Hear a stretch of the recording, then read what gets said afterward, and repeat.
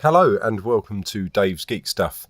Today I'm going to be using C4D to blow up this TV and we're going to sort of blow it apart and then have a fireball, put it in a setting, try and make it look as cool as possible. I'm going to do this with no extra plugins, just going to do it with built-in C4D effects. So here we go. So the first thing we're going to do, look at this, it's just a TV and a table and a floor. That's what we've got. This cylinder is actually part of the table, so I'm going to drag that into the coffee table. And we've got a floor, coffee table and the TV. The TV has some static playing on the screen, which is provided by this material here, which I should label TV static, because we're going to use some of that later on. First thing I'm going to do then is whack it in a fracture. Now, I don't know how to pronounce that. Voronoi, that's the one. Voronoi fracture. Now, this is a great little device. You can basically drop anything you want inside it and it breaks it up into pieces. So I'm going to drop the TV inside that and you'll see it's going to go sort of multicolored. And yeah, that's basically breaking it up into all these different segments for you, so you don't have to do any sort of manual cutting or anything like that. It's fantastic. And I'm going to go down here to the options on this. So we're going to go to object here. I'm going to say I want this to be a hollow object. So if I turn up the offset fragments and break it apart, you can see that it's a hollow object. So we're going to go back to there.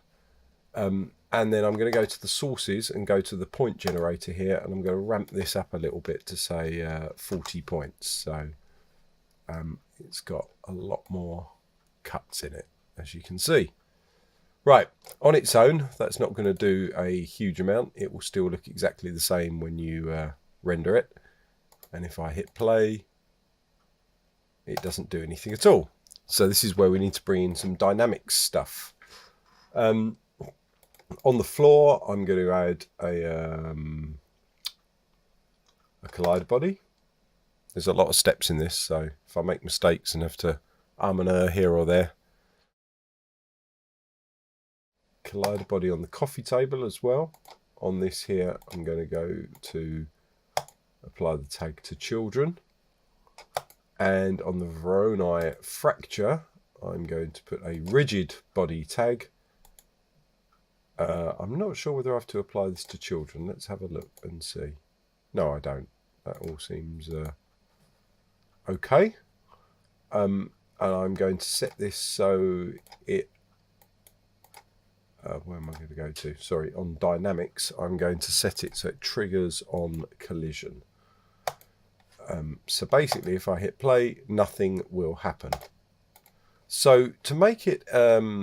explode outwards rather than crumble down towards the floor, which is what you were seeing when it was set immediately. It was just kind of crumbling and falling on the floor. To actually make it go after I've got it on collision, I'm going to lower the velocity threshold down to 1 as well for now.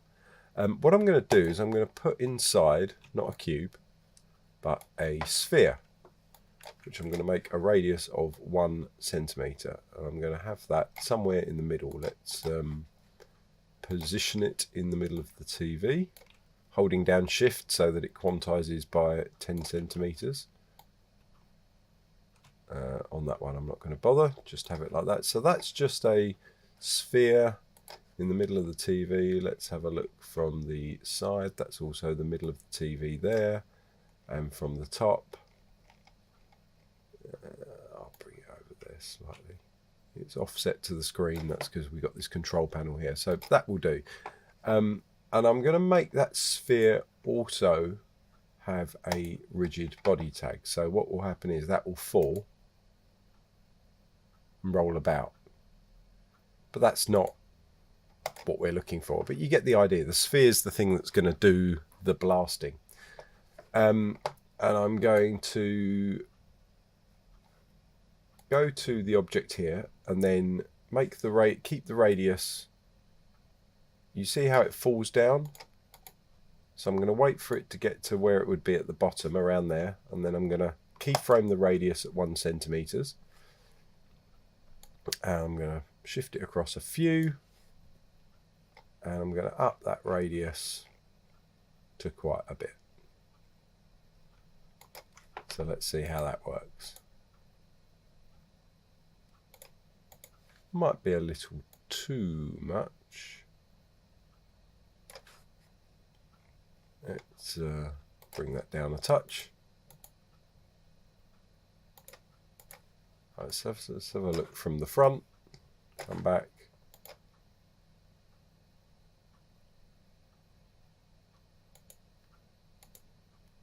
Okay. I might make that growth start immediately. So I'm going to go to Sphere and go to Show Tracks. I'm going to zoom out of this and make that radius there start at 0. So that's going to get and go bang. Let's bring that in so it grows faster. Dope sheet again. I'll make that happen over 10 frames. Okay, so now I'm going to hide the sphere. Let's have a look, see what that looks like when the sphere isn't seen. Okay, if I start the initial position of the sphere a bit more over there. What about if I start it over here a little more? What about if it's a bit further back? Bit further forward, touch forward, let's see. Okay, so that's exploding more from the front, which is the kind of view I'm looking for. Maybe bring it over a touch. Okay, that will do for now. So we're getting some exploding bits of TV. Now I want to slow this down, so I'm going to do Control D and go to the project settings. I'm going to go to the dynamics, and I'm going to bring the timescale right down to only 2%. And I'm going to move the air density up to 5%. See what happens there.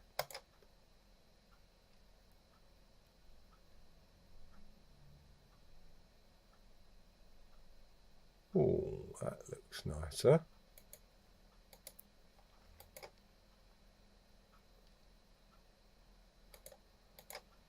Right, so now I've done that, I'm going to up this the size of the sphere, see if that makes a difference.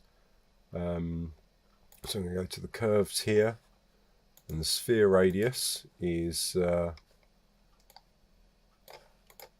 goes up to 31 centimeters. So I'll take that up to say 48 centimeters or thereabouts. I'm also going to 0 length the tangent so that it's not curved at the beginning and end.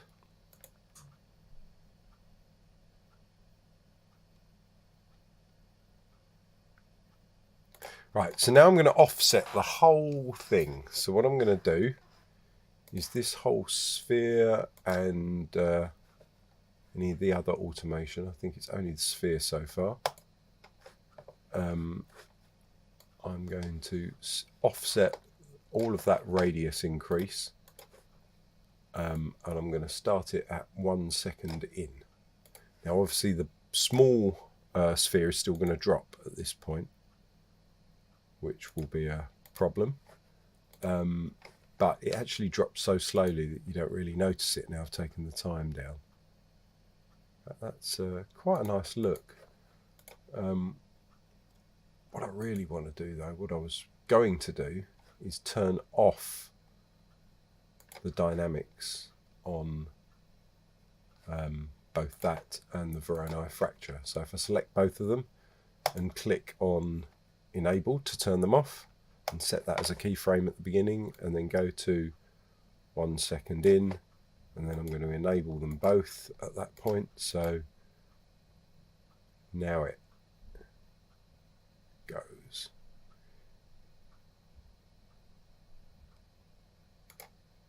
So you get a second of it being okay, and then bang. Okay, might make this growth a little bit slower.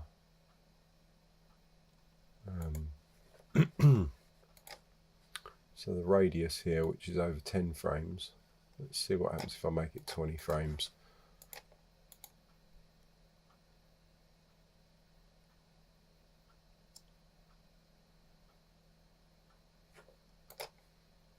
Interesting. Anyway, before I got involved in all of that, I was showing you that there's still static on the TV screen after it's been exploded. Now, if a TV really exploded, you wouldn't have any display on the screen. So, to do this, we're going to animate the TV static material. So if I hit play and we go till we get the first break. There we go, there's the first break. And I'm going to go to this TV static material, which is over here. And I'm going to go back a frame and I'm going to mark the luminance, the reflectance and the transparency. And then I'm going to go to the next frame. Actually, I don't need to do the reflectance. I'm going to go to the next frame when it cracks. And I'm going to turn off the luminance. I'm going to turn on the transparency of this material with the TV. And then that way the pieces will be more like glass. In fact, I'm going to edit that transparency. Make it a little more see-through. Maybe up the reflectance slightly. We'll see how that looks. I mean, it's going to be engulfed in a fireball at that point, if all goes to plan. So you still get the static here. You still get the static here. But the moment it cracks, the static changes. You can see the material here changing as we get to that frame. So here we go, and you didn't do it while it was playing, but you get the idea. We're going to work with that for now as a basic. I do want to do some other things with it, but I'm going to make some more points in this. So in sources here, you can play about with the point distribution. So I could go here to normal, which would change the distribution, as you can see, and if I do that, it would push them more out. If I bring it in, it would bring them more to the center. So if I push them right out to the edges like that, and then I'm going to add another distribution source, which I'm going to have really close together like that. And we have about 40 of those, and we'll see a lot of different fragments coming off that. Right, let's make this look a little bit nicer. So I've got a floor object here. I kind of want to make this outdoors, so I'm going to put in a physical sky. What kind of time of day? Maybe sort of 2 o'clock in the afternoon, something like that. Okay. And in the sky, I want to, we've got the sun, that's all fine. Shadows area, I'll leave all of that. I want to have some clouds.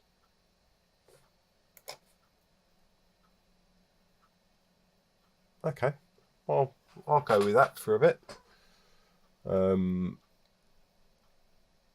And so the floor, I'm going to load some sort of sand preset. So I think in visualize, in ground, I've got some sand procedural. Let's go for that. That should be not particularly processor intensive. So I'm going to put that on the floor. What have we got here? We've got some luminance. I'm not sure that I want it to have luminance. The bump, what's the bump like? A little bit more bump. Let's get it quite bumpy. Okay, let's see what that looks like. Okay, that's starting to look a little bit nicer. Let's center up this TV in the frame like that.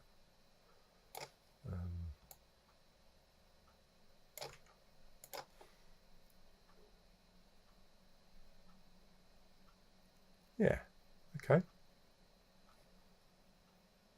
Might up the bump on the floor a little bit.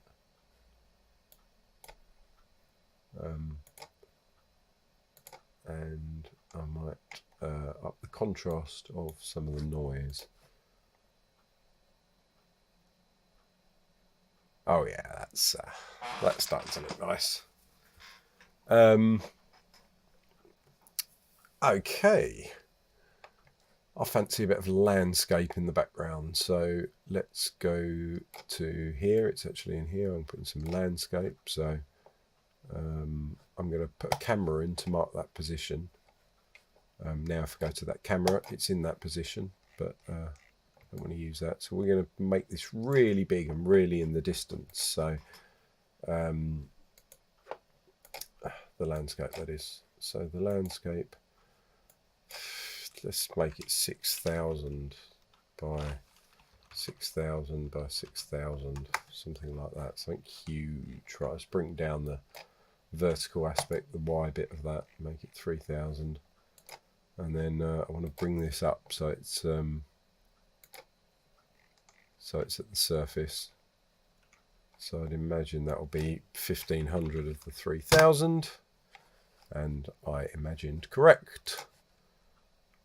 So if I take this back, 6,000 or something like that, we go back round to here, and I'll go to my camera view. And it's not in the right place. Why is that? I see. It's because I actually want it behind it. So I dragged it off in the wrong direction. Ha! So actually, now I want to go 6,000 or so that way. I'm really not going to be too precise about this. And then 6,000 that way. Now if I go to my camera position, oh, there's a nice little mountain in the background. Right, I'm going to bring that down a touch. So I'm going to go to the landscape there. I'm going to bring that down to only 1,000, I think, which means that only has to be 500 up. Let me go through the various different landscapes. I might make it slightly wider. And I'm going to change the seed to produce. Oh, I quite like that one. Let's have a look, see what it's like when I copy the sand on it. Where's the sand from the floor? There it is.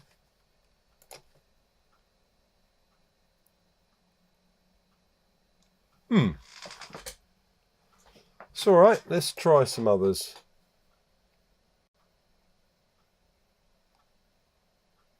Oh, that looks more interesting. Okay, I'm going with that one. A bit of depth of field time, I think. Right, let's bring up the render settings. Okay, I'm going to go to anti-aliasing. I'm going to go to best with a max level of 2x2 for now. I'm going to add in some ambient occlusion and some depth of field. The depth of field, the blur strength I've got on 2 at the moment, so I'm going to leave it like that. And on the camera, I'm going to go to details and do the front and rear blur map. And I'm going to start them both at 200. And the front blur, I'm going to make 2000, and I'm going to make that 6,000, so it extends back to sort of the mountain area. So I should explain what this is doing really.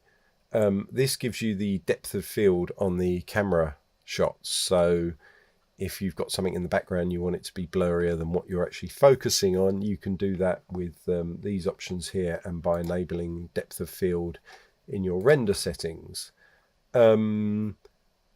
This here is basically the distances you want to work with. So the front blur will be from the object to the camera. So if I set the TV to be the focus object, then 200 centimeters in front of that will be where the blur starts, and then that blur will gradually get blurrier for 2000 centimeters, and then after that point everything will just be blurry. And the same is true here of the rear map. So if you go back 200 centimeters, that's where the blur will start, and then it will get slowly blurrier for 6000 centimeters, which is kind of where we hit the start of this mountain, and that will be the peak blurriness, and everything after that will just be max blur. And the amount of blur is set here by the blur strength in the depth of field. So I need to pick a focus object here.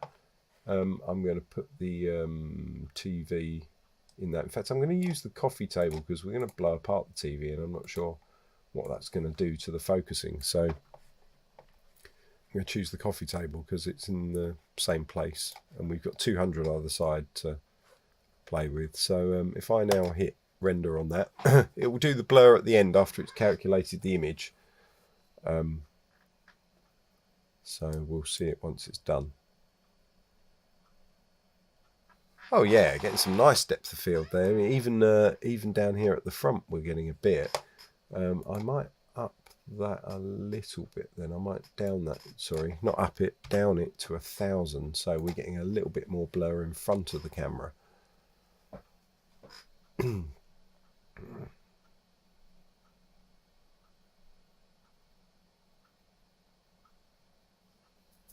Okay, split the difference on that. But I'm going to bring this into 5000 so the mountains are fully blurred.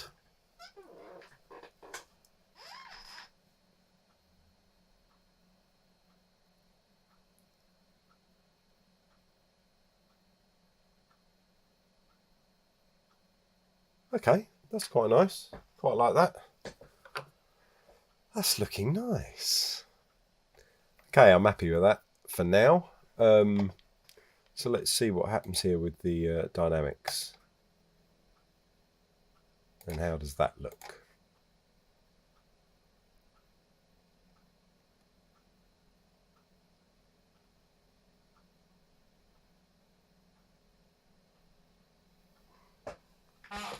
Looks quite nice. Looks very nice. I might bring in that front blur again a touch, just to try and get a little bit more blur off those pieces.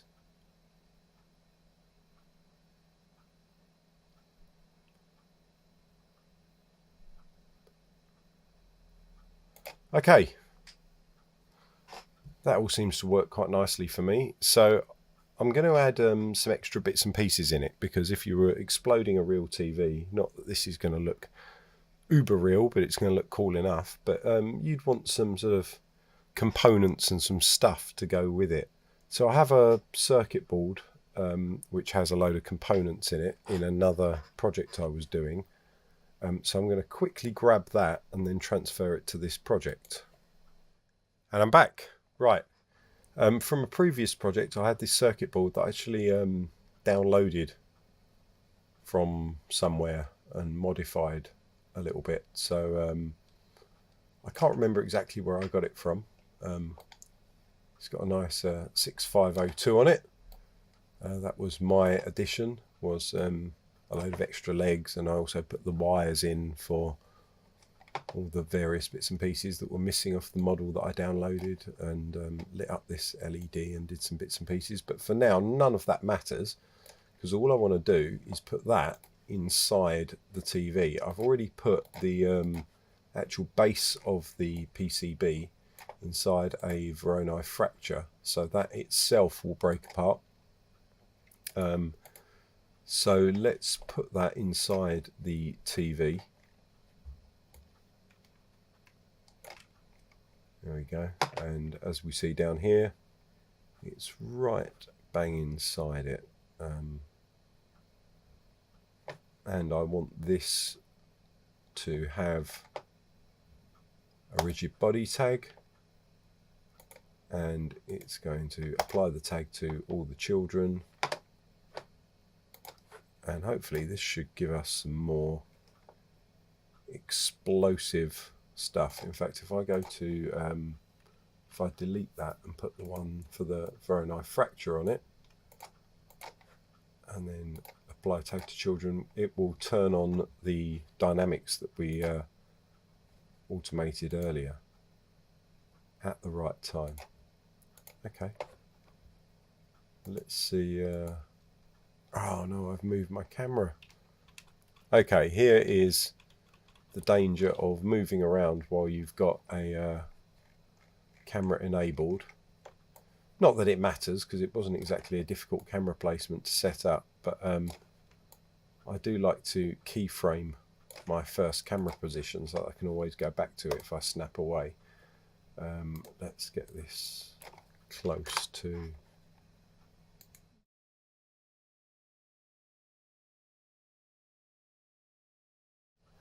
So we're back in position. I'm going to keyframe that camera position, so now if I zoom in and mess around, I can just go back to whatever, a different frame, and it will recall where I was.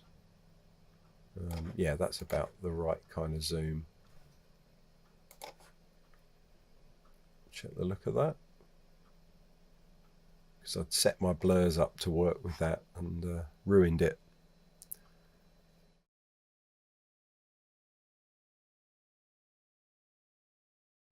Oh, there's my squeaky chair, and it is actually my squeaky chair, it's not me.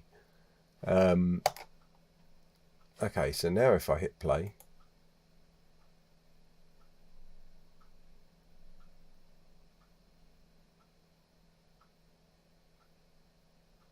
we're getting all kind of stuff coming out of it.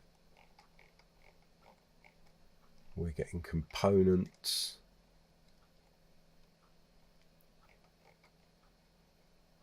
Trying to zoom in on one. We're getting capacitors and bits of circuit board. If we were to you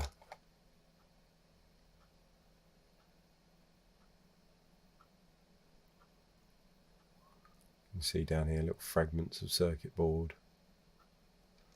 Yeah, so that's pretty cool. I might even slow down the time a touch more and take it to 1.5% and up the air density slightly and the density a touch.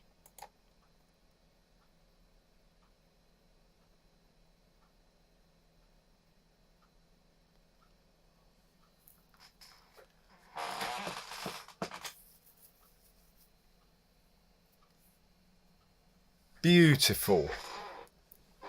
Right, let's work with the light a little bit. I'm going to make it slightly earlier. I want it to be brighter. So I'm going to take it to July so that it's nice and sunny.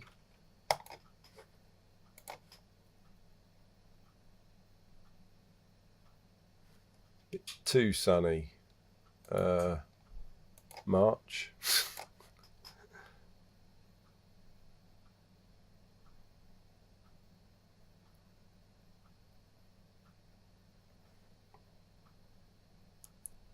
Yeah, okay, that looks nice. I'm going to add in an environment as well. And I'm just going to add a slightly orangey environment colour and just have a couple of percent.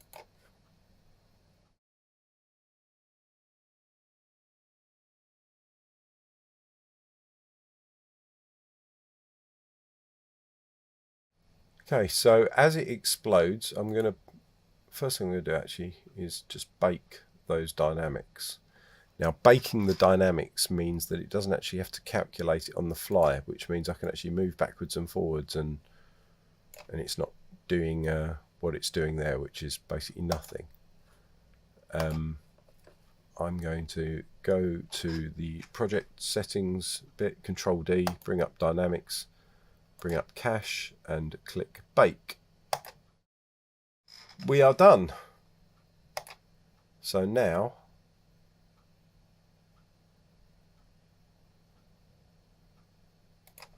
I can actually move this backwards and forwards.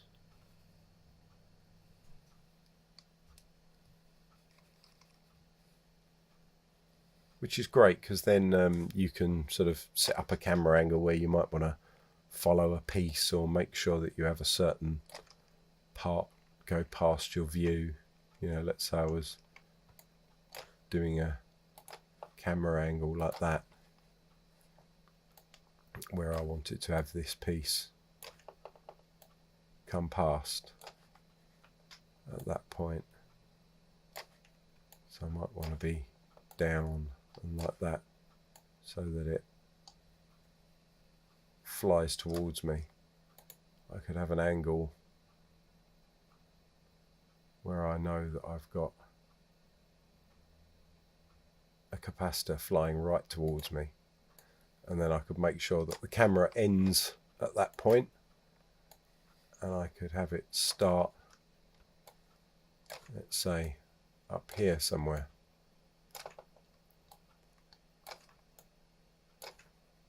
So that now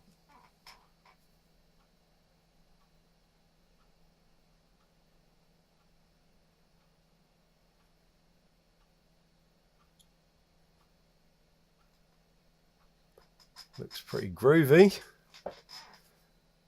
So when you're baking, when you bake the dynamics, it enables you to actually sort of go backwards and forwards and find places. But I'll keep that camera, you never know, might want to use it later on. But for now, we're just dealing with the front view.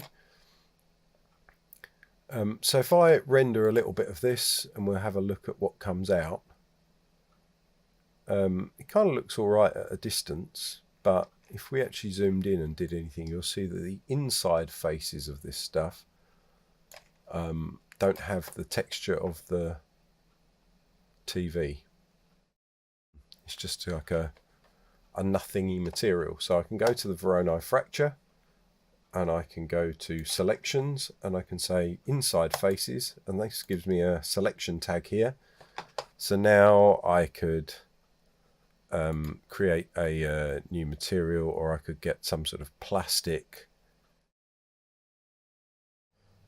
mat, something nice and simple, and I'm going to make it sort of slightly brownish.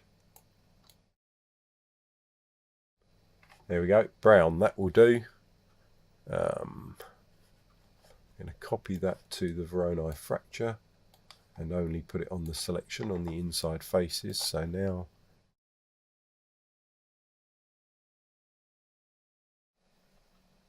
but I think this is it here. Let's not concern ourselves too much with that. That's not what this tutorial's about. Just want to see that go bang. Let's put some light and smoke into it. So I'm going to start by just using a light, a normal Omni light, which I'm going to put in the middle of the TV. That all looks about good. And I'm going to take the intensity down to 0, and we're going to go forward until it starts to break apart, which is there. So I'm going to take it back a little bit more and just set that to 0, and then I'm going to go forward a few frames to the point where it's exploding, and I'm going to take this intensity right up to 200, so we're going to get a really big intensity from that light, and then very quickly it's going to come down to say 50. I want that to have some volumetric light, and I also want it to cast shadows, some soft shadows. Right, the visibility I want to grow. So from this moment here where it's 0, I want the visibility to be 0, 0, and I'm going to get the brightness down to say 20, so we'll start at that, and then as it grows,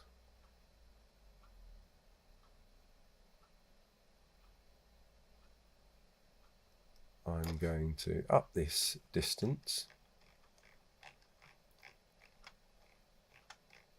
to around, let's say 100, no, let's make it 80. We have an inner distance of 40 and a brightness of 150,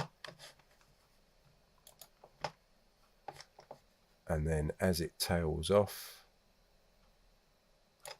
I'm going to take this brightness down to 40 pretty quickly. In fact, I'm going to move it a bit further over right to the end. I'm going to bring it down to a brightness of 20. So it'll start to tail off after that. And the outer distance, I'm just going to push right up. I'm going to take it to like 2000. 1,000 inner distance. So that becomes huge.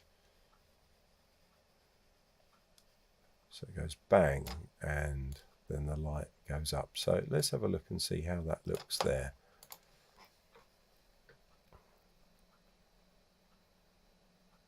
So that's not really big.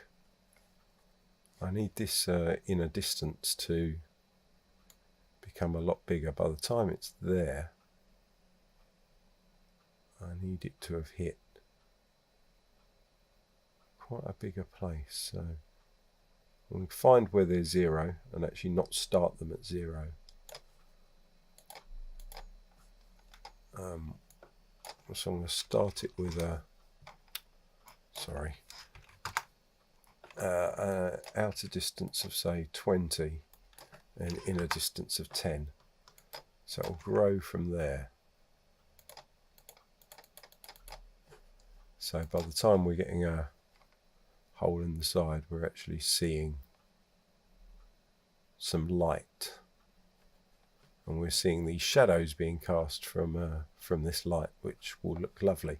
Right, let's go to the colour. I'm going to animate the colour of the light as well. I'm going to use the temperature here, and I'm going to start it off with a very, very low temperature, sort of an orange, so it's a bit more orange-esque.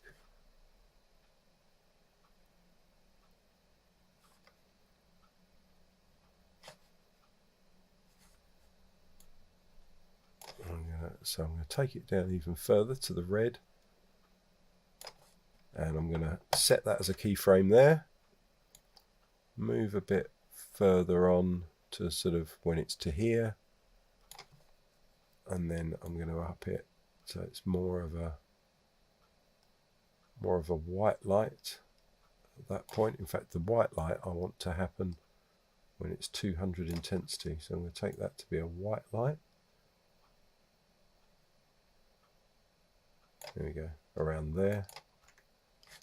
And then as it drops back down and we hit 50, I'm going to bring that right up so it's more greyish. So it'll be more blue. It'll become more like smoke at that point.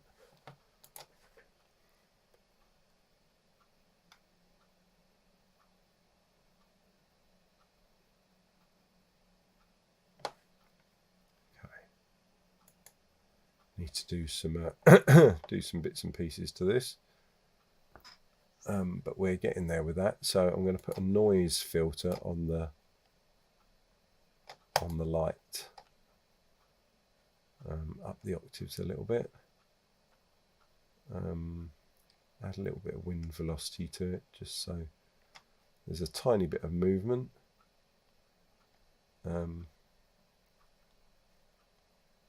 And if I just make it brighter,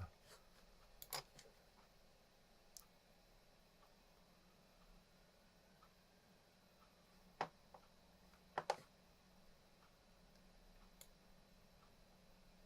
think it's growing too fast.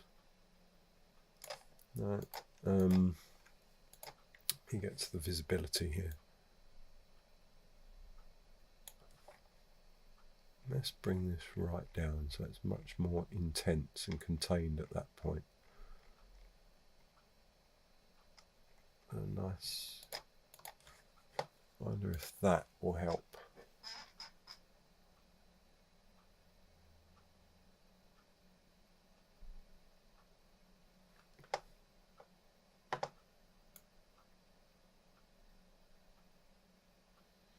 I think I want to keep it at that 200 intensity for a little bit longer. So I'm going to go to the F-curves, the tracks. And here we've got the intensity, that's where it's at 0, then it goes to 200, and then it goes down to 50. So I'm just going to copy this 200 keyframe to there, and then bring this 50 a bit further across. So now it's going from 0 to 200, staying at 200 for a little bit, and then tailing off to 50.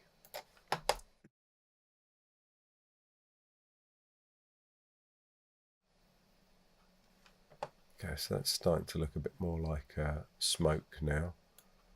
But when is it orange? It's orange, and then it goes white very quickly. So again, let's go to the dope sheet on this one. And the color temperature goes from 1600 right up to white. So I'm going to make that white intensity happen a little bit later. And then I'm going to have it go down to the grey there, and I'm going to hold the white for a little bit.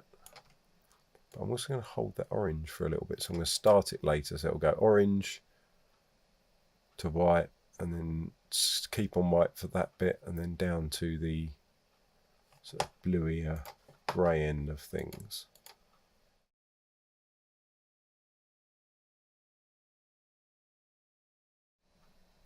Okay, that's starting to come on. I'm still going to play with that colour. The colour there. Really, maybe I could just shift it along. So it's still quite red. Okay, so I'm going to make that initial colour, which is there.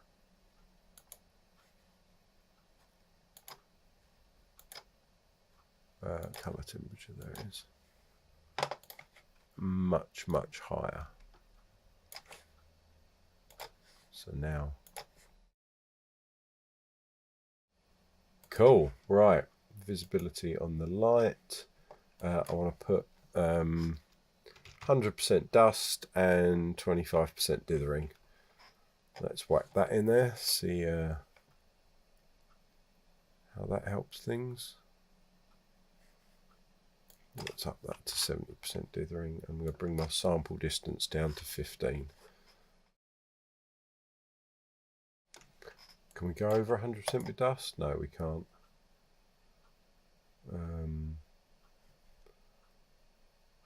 Okay, I'll go with that for now. Let's do the next bit. I'm going to get a particle emitter to try and get the fire. So we're going to go to particle and emitter, and like with the light,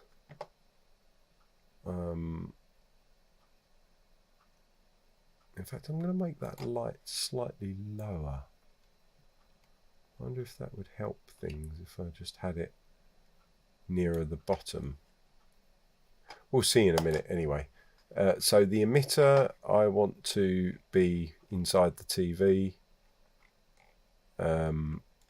producing the fire. So go back to there, middle of the TV somewhere. That looks good to me, doesn't have to be perfect.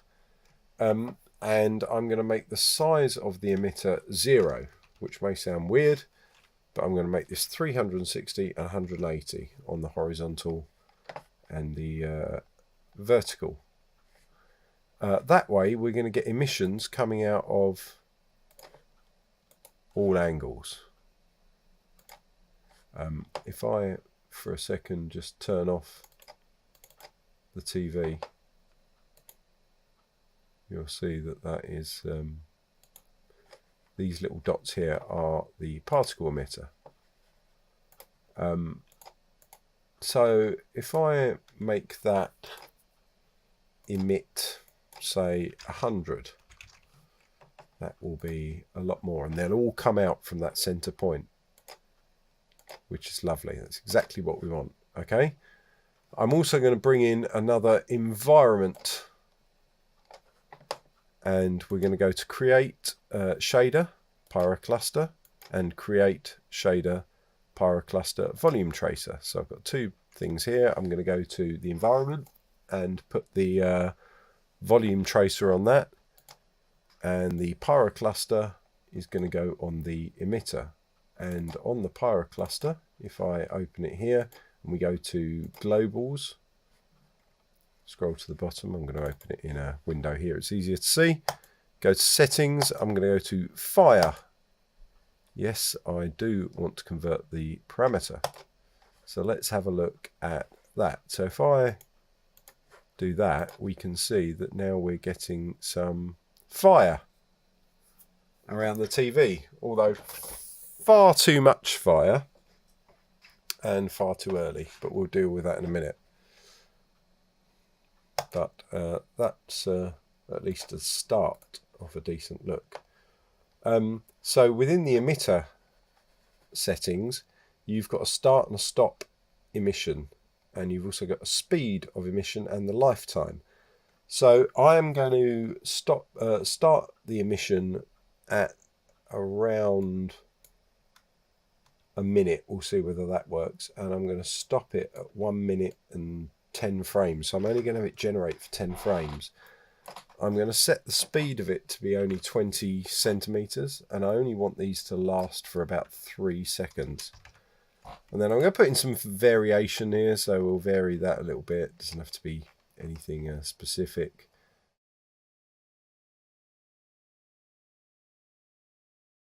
That's looking very cool indeed. So where's our first frame where it breaks? That's the first frame where it breaks, which is actually at 106. So I'm going to up this a little bit to 106, and I'm not going to give it 10 frames.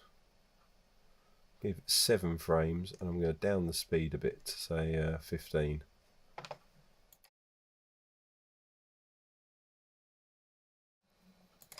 Well, let's alter the position of this light. So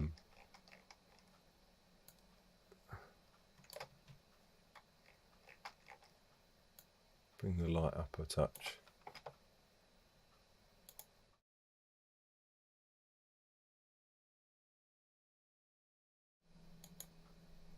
Right, what I'm going to do with this light is I'm going to make it ignore the circuit board, because I think that's stopping some of it.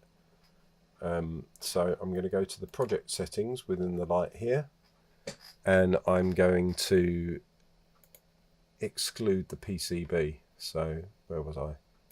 Light project. I'm going to copy the PCB into that, and that will exclude the PCB from getting in the way of the light. So hopefully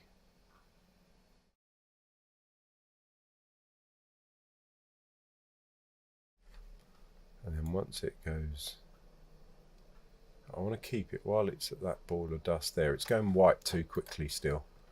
So I'm going to go to the dope sheet again. Here is white, here is orange. I want it to go white quite a bit later. I don't know why I was trying to. I want it to stay orange for quite a bit of time. Maybe those emissions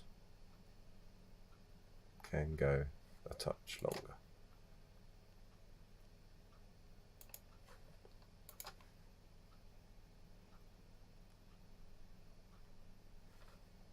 And then once we get to sort of here, so we've got a fog around the whole thing,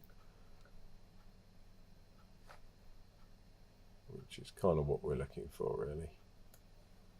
So let's see at the end how much fog there is from the light, how much of the volumetric light is producing dust.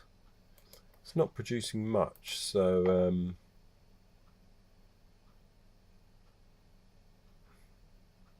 I might bring down this outer distance a bit.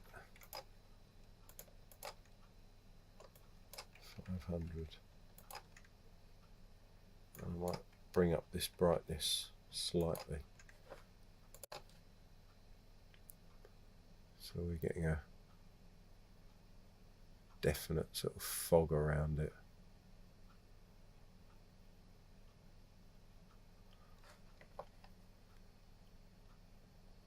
Okay, that's cool. So after a certain point, I don't want it to really be doing any shadows. So in this first bit, I want it to do shadows. If I go to shadows here, the density of the shadow maps, it can be on 100% there.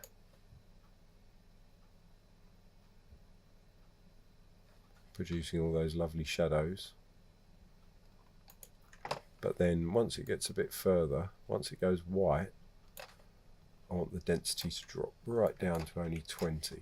So we're getting very little.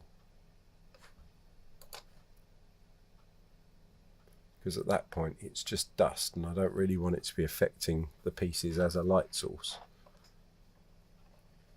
I can see the dust around there. Maybe oh, that should look pretty cool. And this whole environment thing, let's up the strength of that a little bit.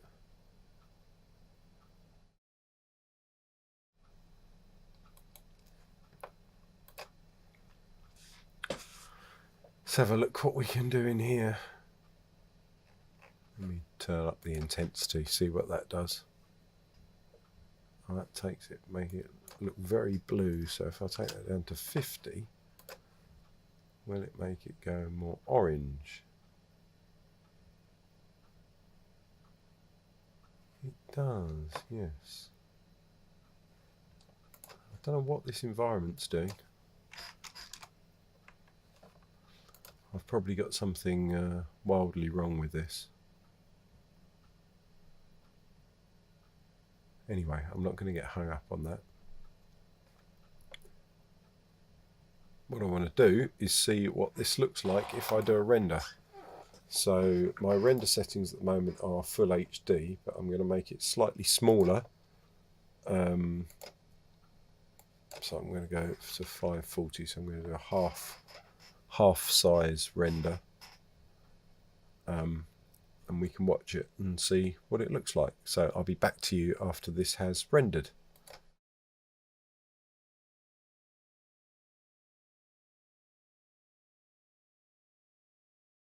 It's finished rendering. So here it is. Okay, I could spend a lot of time making that a lot more realistic. I mean, for a start, we could make the emitter not emit out the bottom. I could get those colours a little bit better. I could maybe add another emitter which does smoke and use less of the light. There's so much more you could I could spend another 2 or 3 hours or another hour playing with this and get it perfect, but you get the idea. So now I'm going to put it into Premiere, and if I go to here and if I click on the first one and click down here on image sequence, it will bring in this entire sequence as a piece of video. There we go. And there's our piece of video.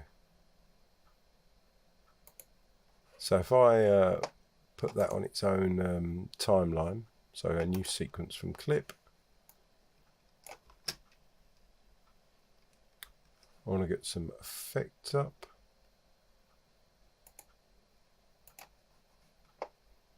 And go to my Lumetri bits here, and we can just whack a preset on there, and I'm going to reset it. Not that it was doing anything. And we can go here and have a play, so I can make it even warmer. Up the temperature. I could bring the exposure down a touch, which would be nice. Up the contrast a little bit. If I want to go to creative, I can give it some sort of film look. So I really like just the cine space one with a kind of a smallish intensity. Any faded film on it? Maybe a touch, brings out the fog. A little bit of vibrance. No, that's just, I'm just going well over the top. Desaturate it very slightly now. See what that looks like. I'm going to go full screen. 1, 2, 3.